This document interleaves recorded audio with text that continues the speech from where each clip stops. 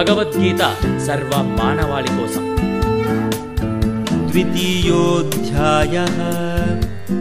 సంజయ ఉవాచ తం తథా కృపయావిష్టం అశ్రుపూర్ణాకులేక్షణం విషీదంతమిదం వాక్యం ఉవాచ మధుసూదనః. సంజయుడిట్లు పలికెను. చింతాక్రాంతుడై అశ్రువులతో నిండిన నేత్రములతో జాలితో నిండిన వాడైన అర్జునుని చూచిన మధుసూదనుడు శ్రీకృష్ణుడు ఈ విధముగా పలికెను. భౌతిక జాలి, శోకము, అశ్రువులు అనేవి ఆత్మజ్ఞాన విషయములో అజ్ఞానముకు చిహ్నములు. శాశ్వతమైన ఆత్మ పట్ల చూపబడే జాలి నిజమునకు ఆత్మానుభూతి అనబడును.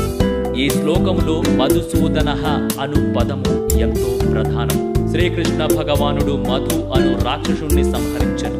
ఇప్పుడు కర్తవ్య నిర్వహణలో తనను ఆవహించిన భ్రాంతి అనే రాక్షసుని శ్రీకృష్ణుడు వధించవలెనని అర్జునుడు కోరుతుండెను. జాలిని ఎక్కడ ఎప్పుడు చూపవలెనో ఎవరునూ ఎరుగరు. నీటిలో మునిగిపోతున్నట్టి వ్యక్తి బాహ్య వస్త్రాలపై జాలి చూపుట మూర్ఖత్వమే అగును. అజ్ఞాన సాగరములో చిక్కిన మానవుని బాహ్య వస్త్రాలను అనగా స్థూలమైన దేహమును కాపాడుట ద్వారా అతడెన్నడును రక్షింపబడడు. ఈ విషయమును ఎరుగక బాహ్య వస్త్రముల వంటి దేహము కొరకే శోకించువాడు అకారణముగా చింతించువాడుగా పిలువబడును.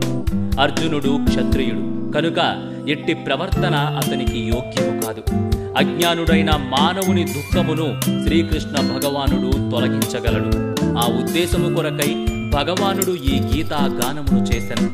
పరమ ప్రామాణికుడైన శ్రీకృష్ణుని చేత వివరింపబడినట్లుగా భౌతిక దేహము మరియు ఆత్మకు సంబంధించిన విశ్లేషణాత్మక అధ్యాయముతో ఆత్మ సాక్షాత్కార శాస్త్రమును ఈ అధ్యాయము మనకు బోధించును.